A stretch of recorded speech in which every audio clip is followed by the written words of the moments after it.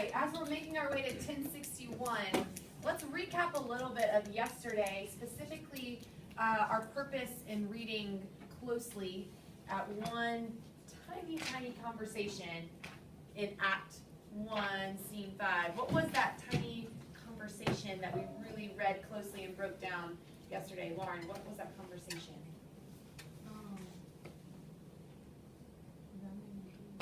Yeah, and what was that moment? Was it, what kind of conversation was it? Where were they? Give us some context. Maybe that'll help. Okay, they were at the Capulet party. Did they know each other was going to be there? Did they know of each other? No. Okay, so this was a first time meeting. This was a first conversation. What we saw in the movie kind of set us up for what we saw in the text, where we expected them to sort of be, or have seen each other maybe across the room, but they didn't know anything about each other. Timothy, how would you characterize that conversation that they had yesterday? What kind of things come to mind? It could even just be words that come to mind that stood out. Maybe words that you circled, or what we noticed about a lot of the language in that conversation. It was very gentle and proper. Okay, so you remember gentle. Proper about it.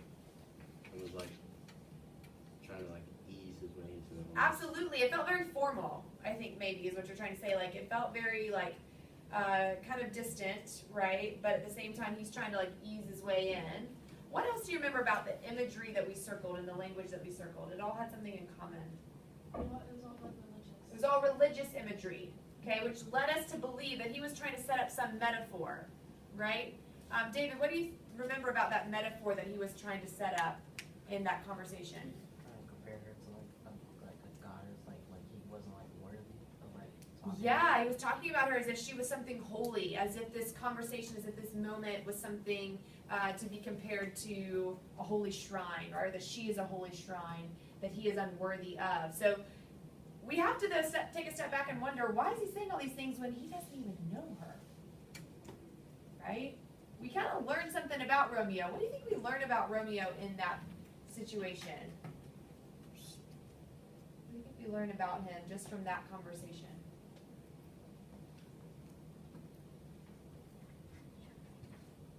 I think we learned about his personality more, what he's about and how he talks and how he approaches people. How he approaches people, kind of his strategy in this kind of situation. Deceiving, but he has a way of getting what he wants.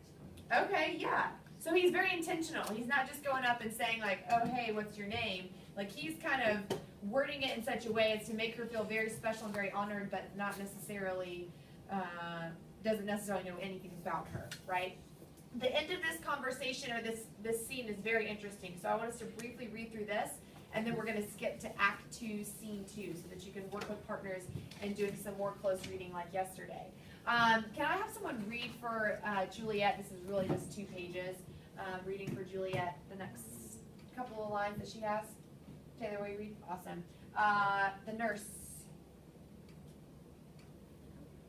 Destiny, will you read for the nurse? Thank you. Romeo? Ricky? Got it. And I believe we have Benvolio. Thank you. Lord Capulet. Lord Capulet. All right, I can read from Lord Capulet. Let's go back to 1061 if you're not already there. So this is after the close read we did yesterday.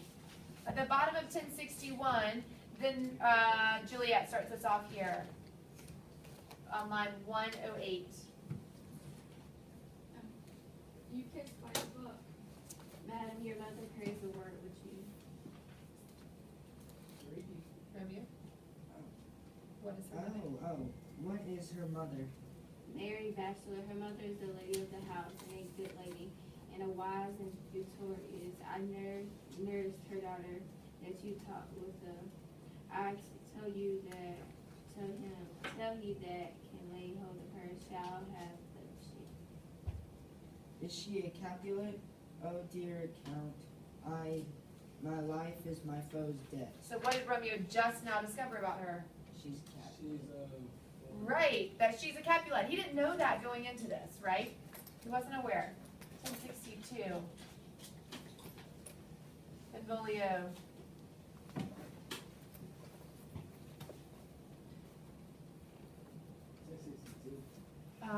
Yeah.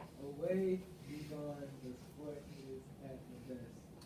Aye, so I fear, the more is my unrest. Nay, gentlemen, prepare not to be gone. We have a trifling foolish banquet towards.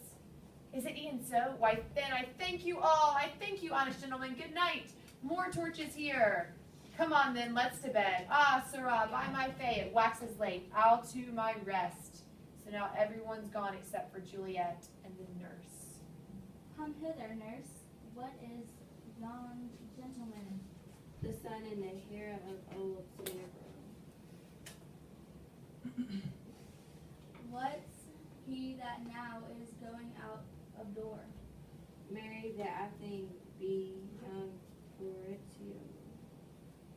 What's he that follows there, that would not dance? I know not. Go ask his name. If he be married, my grave is like to be my wedding bed. His name is Romeo, and a Montague, the only son of your great enemy. My only love, sprung from my only hate, too early seen unknown, and known too late. Prodigious? Prodigious birth of love it is to me, that I must love and loathe enemy. What's this? What's this? A rhyme I learned even now, one I danced with thou. Annoy, come lips away, the strangers all are gone. And that's the end of the scene. So how long did Romeo and Juliet actually spend together at the party? Like a minute, like 5 minutes. No, maybe a minute. Maybe. They depart. Romeo finds out she's a Capulet. Juliet asks the nurse to find out who that guy was. Finds out he's a Montague. And this is one of her most famous lines. My only love sprung from my only hate. So what does she mean by that? Who's her only love? And he is sprung from? Who's her only hate? The Montagues, right? So I think this might be the first place we start to question, though, or at least I, as a reader, start to question, because what did I learn about Juliet just a few scenes before this moment? She didn't want to marry. It is an honor that I dream not of. And now, after 45 seconds of talking with Romeo, she's calling him her only love, sprung from her only hate. Too early seen, unknown, and known too late. It's too late, she's saying. It already happened. I didn't know earlier. We want to keep this in mind later as we start to trace the blame for the events in this play, because we want to think about how much are Romeo and Juliet responsible themselves versus how much is fate or timing responsible. How much are their parents responsible, or Mercutio or Tybalt? This could be a scene we come back to when we want to think about their blame, because it seems like they are feeling a lot more intense about the situation than maybe they should after such a short amount of time. We'll talk about some reasons why Juliet might have changed her mind so quickly, right? Let's actually skip ahead now to 1067. 1067. This is going to be Act 2, Scene 2. And this is the ever-famous balcony You just were Juliet's. scene. Whoa, Ricky. Why do you say? Why do you say?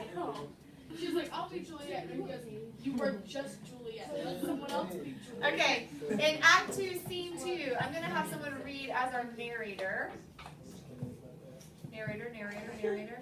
1067.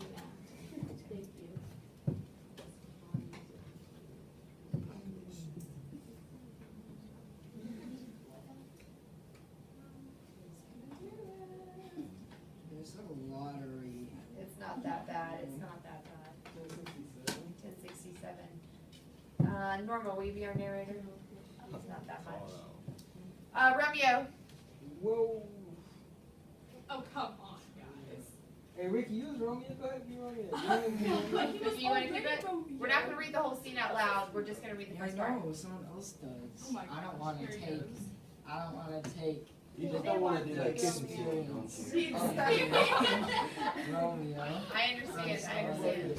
sorry. Anyone else Timothy. feeling Let David passionate do about Romeo. being Let Romeo? Torian be. He took Alright, then Romeo. Romeo. I'll be You'll be Romeo? I was just. Yep. Oh. Yeah, great. Juliet? David wants to be Juliet. No, you don't. No, you don't. Great. Okay, we're gonna start, we're gonna start with Norma. Torian. Remember, this part that's in italics right here, this part's helpful because she's essentially going to summarize the scene for us, which will help prepare us for what we're about to read. So as we pay attention to their dialogue, there's going to be a lot that we have to imagine, kind of staging wise. And we'll stop and talk about maybe what we learn about where are they standing right now, who can hear what are the things that only the audience can hear versus the characters themselves. So Norma's summary here at the beginning is going to be helpful for us tracking what's going to happen. All right? So Act 2, Scene 2, get us started. Juliet appears on the balcony outside her room. She cannot see Romeo, who stands in the garden just below. At the beginning of the scene, both characters are speaking private thoughts to themselves. Romeo, however, can hear Juliet as she expresses her love for him despite his family name. Eventually, he speaks directly to her and they declare their love for each other. Just before dawn, Romeo leaves to make plans for their wedding. Enter. He jets at stars that never felt alone, but saw what light through yonder window breaks. It is the east, and Juliet is the sun. Arise, fair sun, and kill the envious moon, who is already sick and pale with grief.